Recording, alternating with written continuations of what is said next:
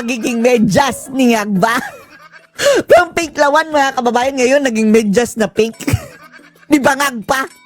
Na sobrang baho pa, mga kababayan, siguro ng paa. Diyos ko Lord. Ewan lang natin.